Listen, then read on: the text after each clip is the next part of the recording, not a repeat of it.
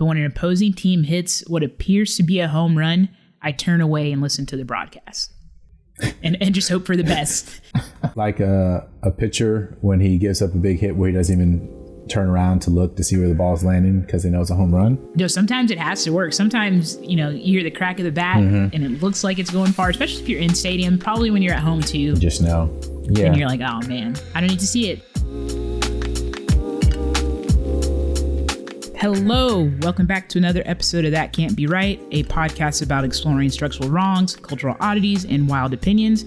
I am your host, Ryan Rogan, and I hope your fantasy team in whatever league is holding you down this week. As always, make sure to follow along at TCBR Pod on Instagram, TikTok, and Substack.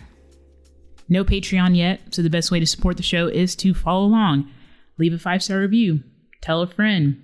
But if you do want to make this transactional, you can send a quick $5 at TCBR Pod on Venmo. No pressure. It's arguably one of the best times of the year for sports fans, at least in the US. It's football season, it's baseball season, it's volleyball season. I think both men and women's US soccer leagues are playing, and it's WNBA playoffs.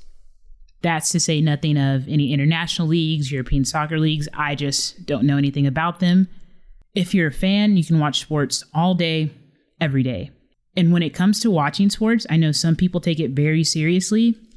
I myself take it very seriously. So this is a long overdue episode on the things we do to help our teams win from the couch or from the nosebleed section. Got another special guest today, a coach. I gave him his first assistant coaching position in 2001 on my Sci-Fair Sports Association team.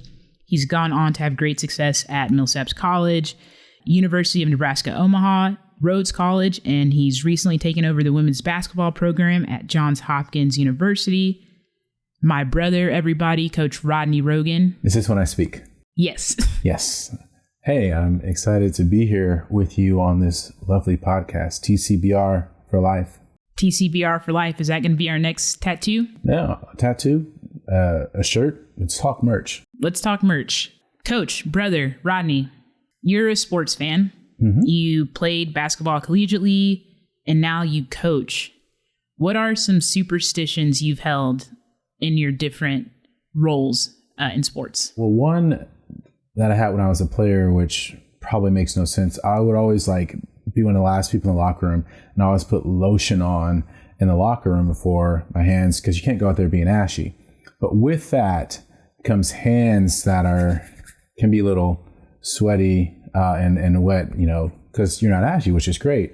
And so I would always do that before the games. Then right before tip off, I'd stay off the court as long as I can and go back to the sideline and make sure I get a towel so I could get my hands as dry as possible to start the game. So not necessarily smart superstition, but it was one that I had as a player, and I guess it kind of worked. Sci-Fi's Golden Eagles were a pretty tough team back in the day. What about as a coach? Do you have any superstitions as a coach you can share without giving away too much to your enemies? Yeah. So during the COVID year, the first COVID year, COVID's still a thing, obviously, but a lot of coaches started going casual. And so I always wore a suit and a tie. But that year I decided I will go casual. I will not wear a tie, but still wore the jacket and the pants. And that was the first year we won our championship. So then I decided, I can't go back to ties. And the past 3 seasons, we won our conference championship without a tie. So now there's no tie that I wear during games. This year, I will keep that tradition. We'll see how the season goes, and that will dictate my attire for the following season. Yes, it's not the scouting reports you do. It's not the practices and the plans you put together. Mm-mm.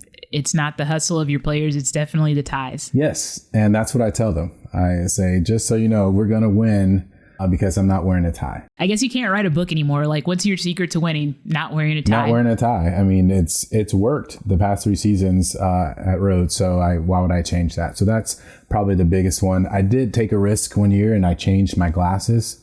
But we were able to still win. So I don't think it's the glasses. I just think it's a suit. Phil Jackson, Zen Philosophy, Rodney Rogan, ties. Mm-hmm. Wonderful. Yep. Wonderful. I will share briefly some of my superstitions. I shared some of them on social media. I have 3 that I can think of. when the Astros are in the playoffs, which is up in the air as of this recording and probably as of the release of this episode, I wear the same outfit 2 games until they lose. Hat, jersey. I'm not like committed to undergarments. Those get washed, but like hat, jersey, pants, shoes, same thing. That's 1 for the Astros. 2 for the Astros. I no longer go to Game 6 of World Series, which is a very privileged position to be in. But I've been to 2. They lost 1 in Los Angeles, and that wasn't the deciding game, thank goodness. And then they lost Game 6 against the Atlanta Braves here in Houston, and that hurt my feelings. So I'm done. I'm done. Who knows if I'll get that opportunity this year. And then we both made some strong faces. Number 3 is when I go to Los Angeles Sparks games, got to get a margarita. And it works most of the time. It's like, what is it? Mike's Super Secret stuff in Space Jam. Like if they're down, I feel like I need a margarita to give this team a boost. Is it just 1 a game? It's however many we need, baby. It's however many we need. Love the Sparks. Love the Sparks. So those are our sports superstitions. We are a sports family for the hometown teams. We're homers. We're not people who root for, we support other teams, but like, top teams, ESPN notifications are only coming for Houston sports teams. What we're going to do this episode is I'm going to share 10 sports superstitions I've collected from friends and family with Rodney. And at the end, I'm just going to have him select his top 3. I wanted to come up with categories of bandwagon fan, unhinged, fair weather fan, whatever. But I couldn't really think of categories and I thought it would get too confusing. So we'll just let you pick your top 3, and then maybe I'll give them a prize or something. So let's start. Let's jump right in with the first one. This one has a pretty interesting Houston connection. So this person said, I don't really have any superstitions, but I have a semi-long story. I was 13 or 14 years old, and I watched an entire Bengals playoff game cosplaying as a coach.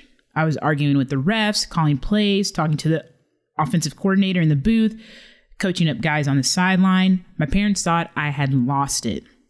The Bengals won that playoff game and then didn't win another until a couple of years ago. So perhaps I wasn't completely insane.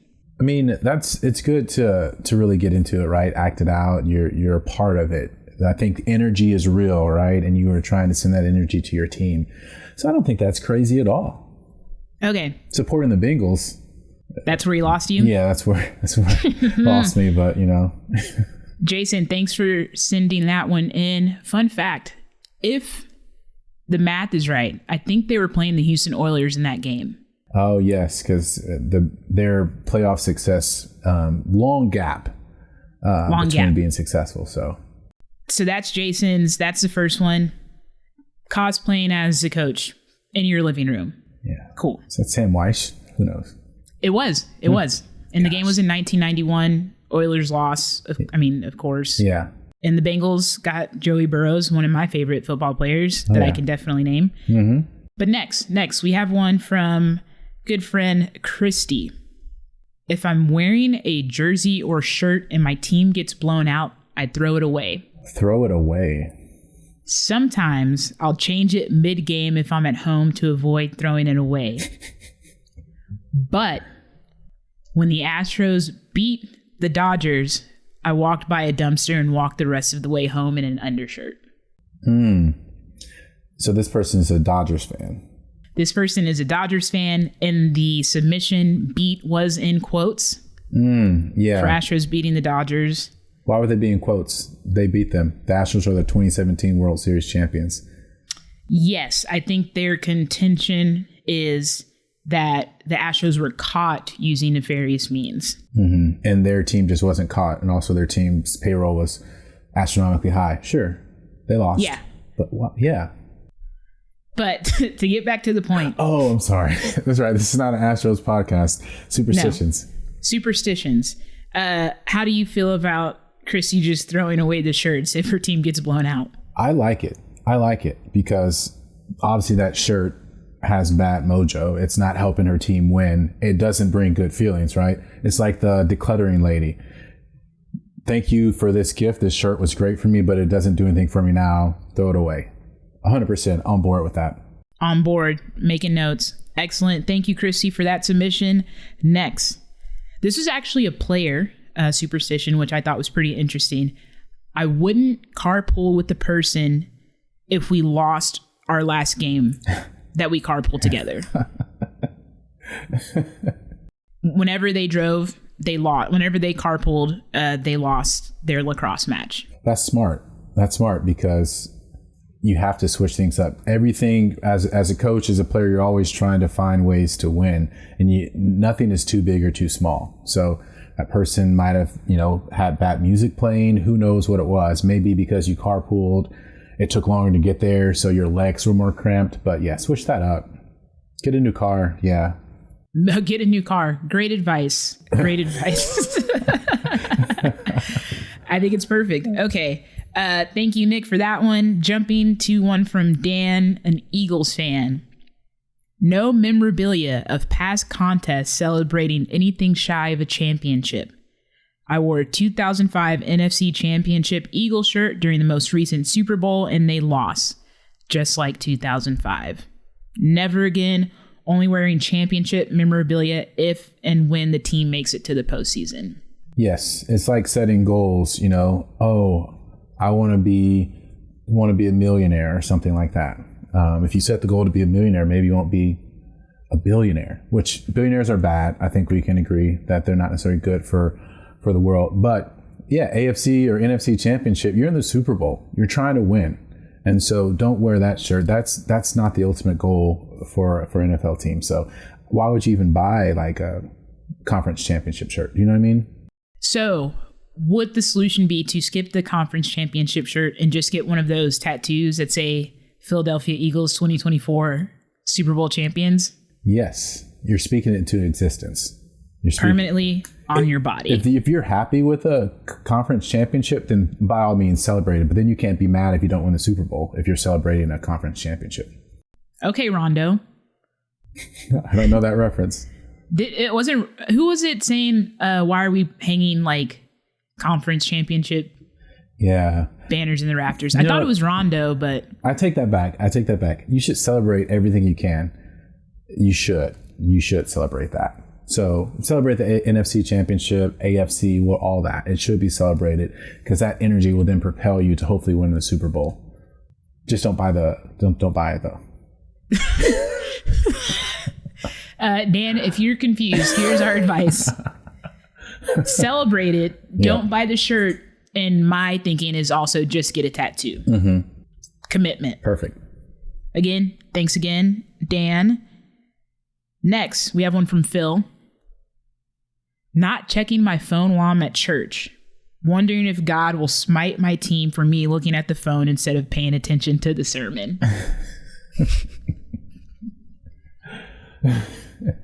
Okay. Yeah. Yes, absolutely.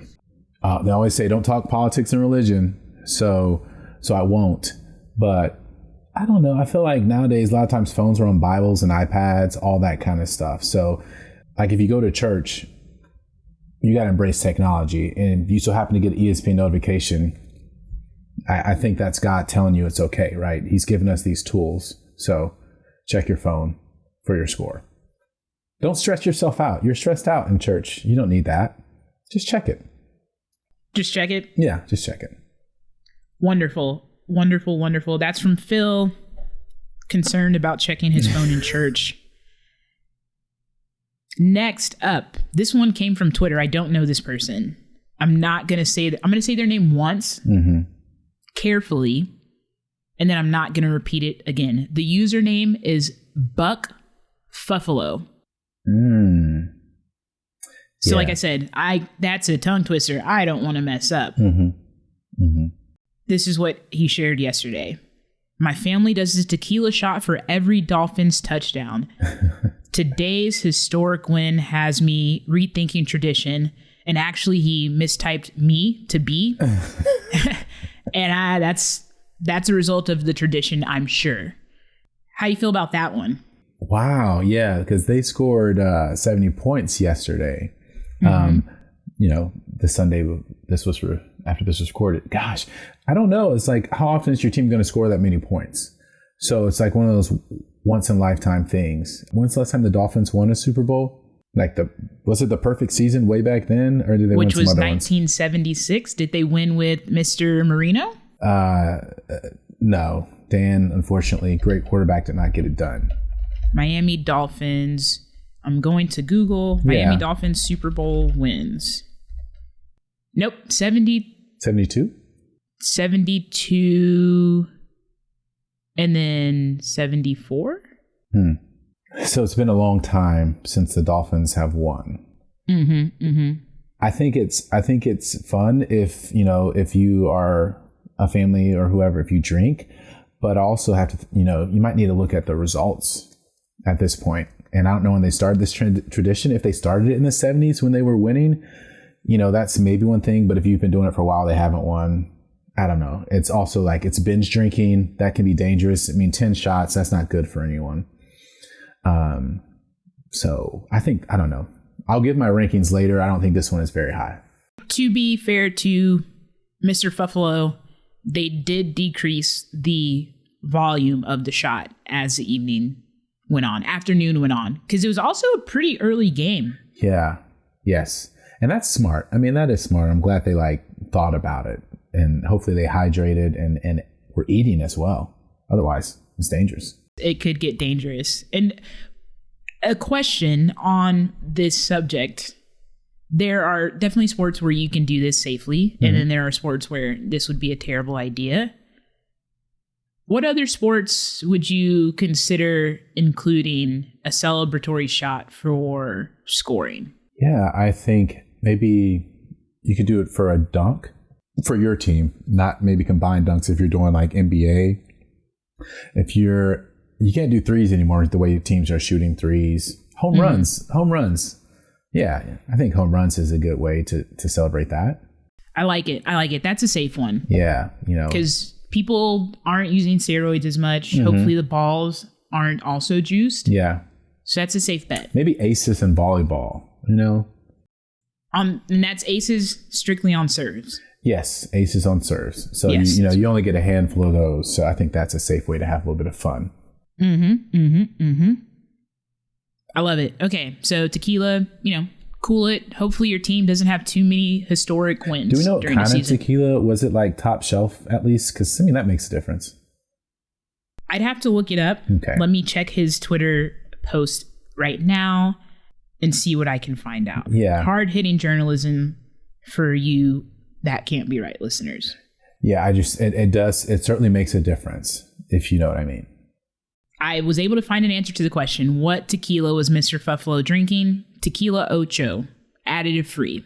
I'm not familiar with the brand, but additive free is good. It's the additives and the sugar and the preservatives that seem to mess you up. Okay, well, it's not cheap, so that's good. Thanks, Mr. Fuffalo. We are on to number 8, I believe. I don't like watching away games during playoffs because I feel like it's bad luck. When the Astros lost to the Nationals, again, not an Astros podcast, but only the away teams won that series. But I don't know. I think you should still kind of give your team a little bit of support, watch a little bit, but if that makes you happier, you can't be there, you can't see it, maybe you just need to do something else with your time. If it throws you off, I wonder why you would not want to watch. Is it like the announcers, what's going on, away games, not follow it? But I think you got to stick with them. Can I tell you a very interesting it wasn't a superstition, but it was a story somebody told me in preparation for this podcast. After the Giants World Series win in 2010, my dad placed his phone near his television so I could listen to the local broadcasters rather than the national broadcasters. Mike Krukow and Dwayne Cooper have been broadcast partners for about 30 years, so they're literally the same voices I grew up listening to as a boy. So maybe it's that. That could be a reason they don't like watching the away broadcasts, or if they can't be there, they don't like it. So that's the thing that stinks about this. I didn't get a chance to ask any follow-up questions to people. But if you're listening, Casey, and you want to elaborate, you can just DM me like I did when I requested this story. So, and apologies to Mike and Dwayne if I mispronounce your names. I'm sure you will eventually listen to this episode. Definitely. It'll be on their feeds. Yep. And let's just jump to the next one. The same person who sent me the story about the 2010 Giants World Series sent me a story about 2012. During the Giants' 2012 World Series run, I cooked or ate leftover rally spaghetti before games in honor of Ryan Vogelsong's wife's rally enchiladas. Story there, Ryan Vogelsong, pitcher for the San Francisco Giants, his wife would make him chicken enchiladas before every start. Oh, nice. So it became a thing for San Francisco Giants fans. If you're on Twitter and it's still working, if you search hashtag rally enchiladas, because that was the only way to track engagement back in the day. If you search rally enchiladas, you will still see tweets about it. People taking pictures of their homemade enchiladas or where they would go to get enchiladas before a game. So that's a pretty fun one. Yeah. And plus you get to carbo load for the next day with the spaghetti. So go out and run a marathon after that. But so it was, you made new spaghetti every time. It wasn't like, or was leftover? There were leftovers. Oh, this was 2012 before we called leftovers meal prep. Okay. Yeah, that's good. I mean, yep. Very cost effective too. Yes, it's spaghetti, especially, right? Oh yeah. I mean, your budget was very happy with you during that playoff run. Yeah, I mean, 2012. This was my friend Matt. We were in college at that time, so yeah, so smart, and they won. Gosh, might need to make some spaghetti this week. Maybe. We got to try some of these for sure. But let me jump to, I had 10, but we've blown through them pretty quickly. So I'm going to share a few more if nobody minds. Any objections? No objections. Let's keep it going. Keep it going. When I'm in Dallas for Dallas Wings games, I have season tickets for 2, but my seat has to be the one closest to center court. That makes sense. It's right where the action is. Yeah. You should, if you have two, this person has 2 seats. Mm-hmm. Yeah, you get to pick where you want to sit. No doubt. That's it. That's good. Yeah. And I think also wanting to like have a stance on where you sit in relation to stuff is helpful. Mm-hmm. So there's not a lot of fumbling and who's going to sit where. I want the seat closest to center court. And yes. That's a very clear, easy landmark in a gymnasium to spot. So that absolutely matters where you sit, right? Like for me during games, I have the last seat. The next seat is empty, and then staff starts sitting following seats. So that seat can be occupied for a little bit of time when we have to give players instructions, but you can't stay there too long because I need my space. Yes. I've only done 9 so far. I have one more.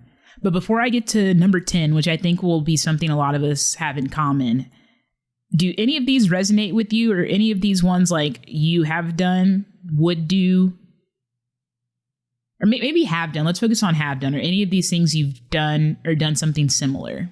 Yeah, I think like kind of the same in the rally spaghetti, but sometimes like having the same meal. Like back in college, whether we go out to the same places to eat, because on the road, Cracker Barrel would happen sometimes. So, get the same thing there, work to sit with the same people, those kinds of things. But yeah, food, home games in college, like, right, knew what I was going to eat when we would play on Friday. So that consistency is something that I've done too, because it matters and it works. It matters and it works. You know what my pregame meal was freshman year of high school? Because I'm a retired high school athlete, not in college. Guess. Burger King. Close. Wendy's. I would get a junior bacon cheeseburger, an order of fries, and a 4-piece nugget from the value menu. So it was like maybe $4. I wonder how much that costs today. Like, I guess it's a 4 for $4 meal, but I mean, if there's still a 4 for $4 meal out there, that's a good deal. Songs also, I don't know, did anyone talk about songs before? No, I did not get anything for songs. Yeah, the routine's important, right? And like, I would always listen to senior year before I left the locker room. Had to listen to Breaking Dishes by Rihanna before going out to the floor to warm up. It was the last song. I wish I could be in the car on a walk doing dishes with people, because I bet that is not the song they were expecting you to say. Mm-hmm. Breaking Dishes. And it was, I mean, go listen to Breaking Dishes by Rihanna. It was everyone on the team enjoy that song. Great celebration song, party song. Really warms you up. Gets you hyped, ready to go. You can bang on the lockers before you go out there, getting really pumped up. So that was something that I did senior year. Me and a couple teammates before we got floor for warm up. Love it. I will also add musical options. Fun fact. If you are a fan of the song Halle Berry by Hurricane Chris, that was an anthem-like song for my high school basketball team during the 2007-2008 season. And we discovered that my name, Ryan Rogan, fits perfectly in the song. So we would like go around and do everybody's name in the song, but my name fit in perfect. There perfectly. Fit perfect.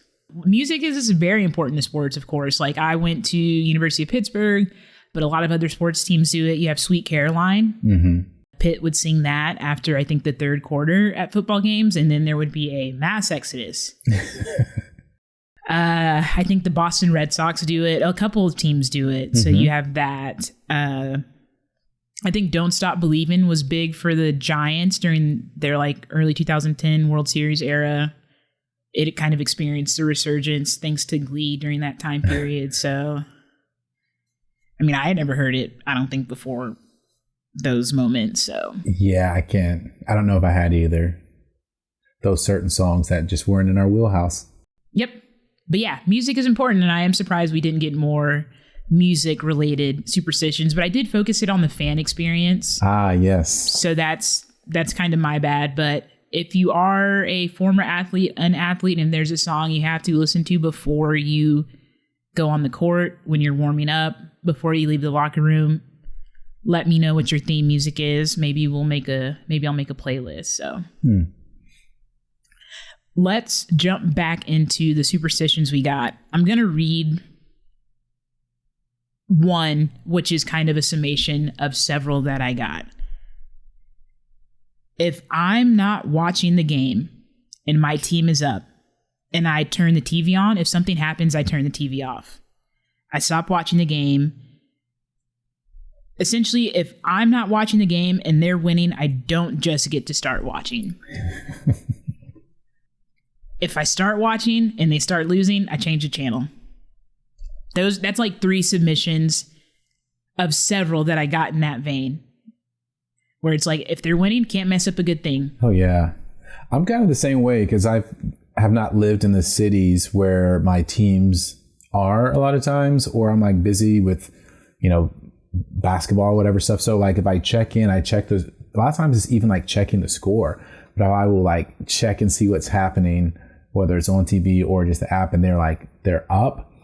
I don't know if I'm going to like watch because they're doing so good without me. I feel like I could mess it up, which is, saying it out loud sounds kind of insane, but I'm the same way. I mean, that makes sense, right? You don't want to mess up a good thing. They're doing well without you watching. Let me just keep this going. Let me like keep my mind occupied, because like you're a fan, right? You don't have no control. So this is your way to like put a little bit of control on it by not watching. But I mean, that is the premise of this entire show, of this entire episode, at least. What are the crazy things we do that we think impact our teams? And you watching or not watching the game, you know what? It does. Because I do the same thing. I can't tell these people that they're crazy. Mm-hmm. I do the same thing. I'm not going to watch. I'm looking to confirm what season it is. There was a Sparks season where they got off to a hot start. It was between 2015 and 2017. Was it not their championship year, or just one of those 3 years? It was one of those 3 years. And it might have been the championship year, but essentially like, yeah, they won. They were on a winning streak from May 15th until June 17th. Oh, that's nice. And I don't think I went to a game until they until they lost. I didn't go to a game that season until they lost. I didn't want it to be me. If I just, that there weren't enough margaritas. Yeah. In Staples Center, as it was known at the time, for me to not have an impact on the game. So I waited until they lost, and then they could start a new streak and then go on to win the championship that year. They did win the championship. Who was the MVP that year? Nimkadi Agwumike. Ah, yeah. One of my favorites, one of the all-time greats. For sure. One of the all-time greats had an iconic shot. You mean the game-winning shot? The game-winning shot. The championship-winning shot? The game-winning, most unlikely shot. What a memory. What a fun memory. So going back to the submission that this conversation dovetailed from. If the game is on and you're not watching and your team is winning, many of us will not turn the game on to watch. Because they're doing fine without us. They don't need us. They got this. They're locked in. Can't mess up the rhythm by turning on my friends, my own personal ESPN streaming account. Mm-hmm. Legally accessed. Of course. Or turning on the public. If you're lucky enough to be able to watch your team on like a national free broadcast channel, can't turn it on. And I think it was just funny to read all the different ways people explained it. So thank you to everybody who submitted that as one of their sports superstitions. So those are the sports superstitions I had, Rodney, as a top 10. Mm-hmm. Quick rundown. Okay. We had the Bengals coach against the Oilers. We had the Dodgers losing to the Astros, throwing the shirt away. We had the carpooling with someone else because you lost if you carpooled with one person. We have NFC memorabilia, whether or not you should buy it. Checking your phone at church. Tequila shots for touchdowns. Not watching away games during the playoffs. Rally spaghetti for the Giants World Series. And then sitting closest to center court at games. Yeah. So which of those do you think demonstrates maybe the most unhinged dedication to a team? I do think the throwing away of the shirts.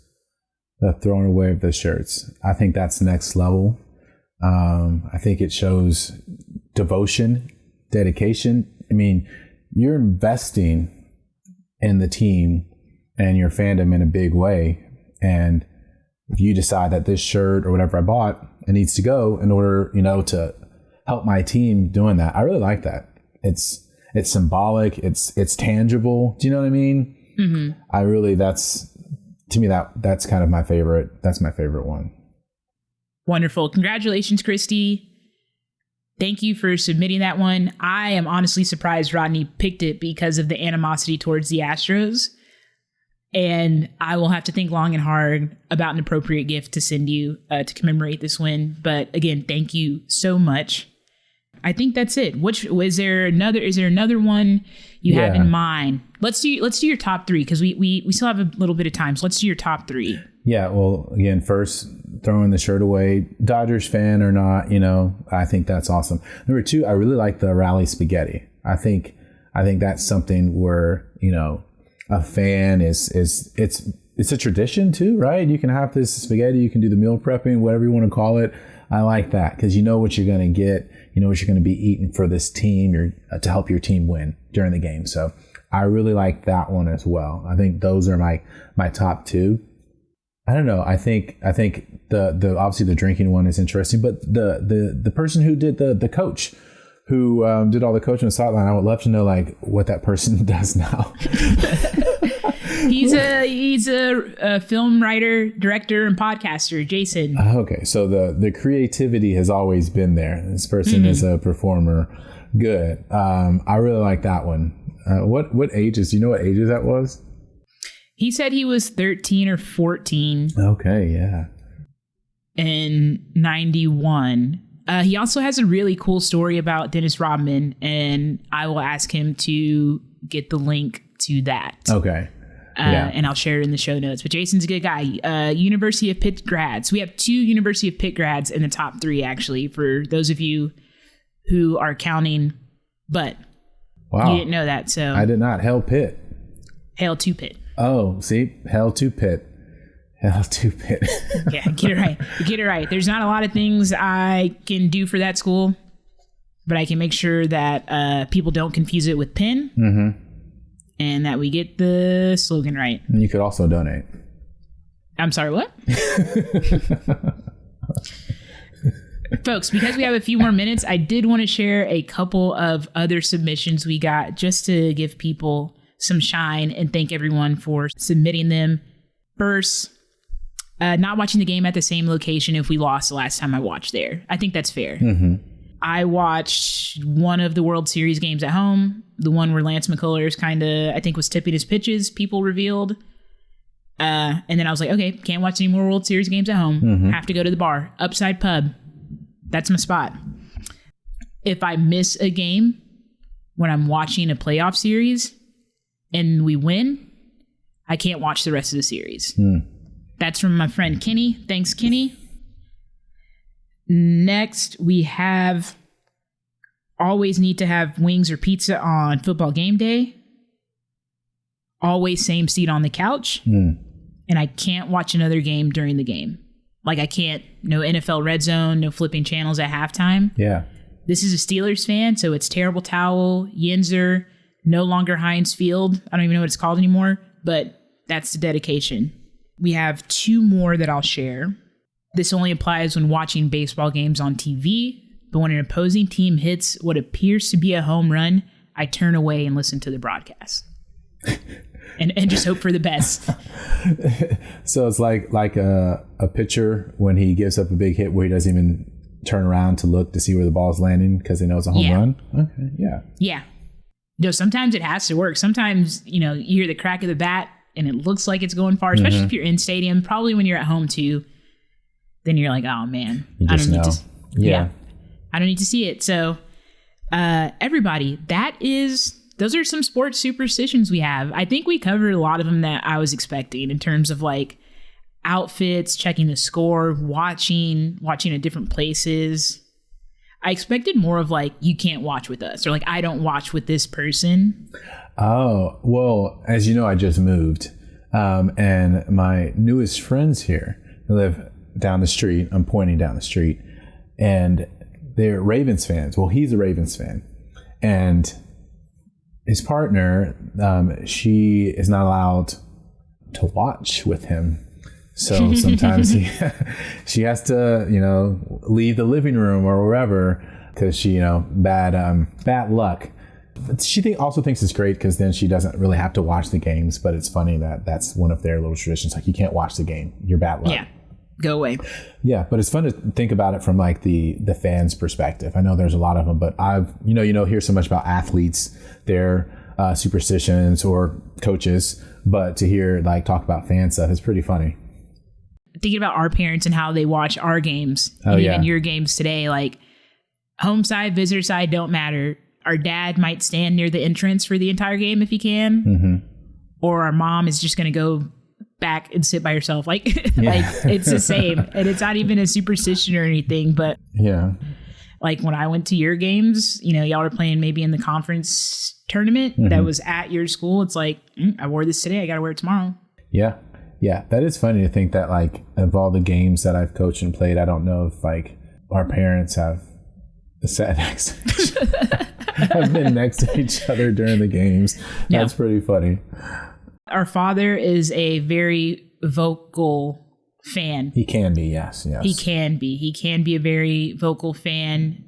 When we were playing, whether it was to coach up or criticize us, even if he wasn't in a coach role, he could be loud. He could be very loud with bad officiating and sometimes even bad coaching. So that was always fun. So sports, but it's sports fans. I think there are probably more sports fans and athletes, especially as you get to the elite levels, of course. So I knew I wasn't crazy when I had the idea for this episode because I knew I had things that I did. Case in point, not going to Sparks games because they were on a winning streak. Yeah. Yes, just skipping out. So there's so many out there. I'm excited also just to hear from other people, even some of theirs, because I know there's so many more out there. Oh, for sure. So everybody, thank you so much for listening to this episode. If you think of a superstition either you partake in, someone in your family partakes in, or that you've heard, feel free to send it my way. We'll definitely be sharing them as we continue to get them.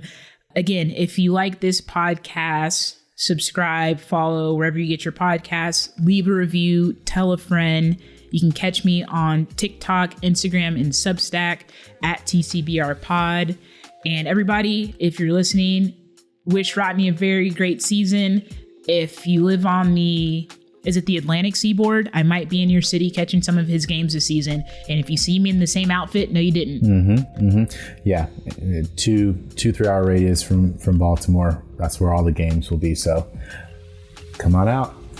Can't wait to confuse people and trick them into thinking I went to Johns Hopkins this fall. Yeah, well, you are a smart young woman, so it's not out of the question that you could have gone there. All I heard was young. Thanks, everybody.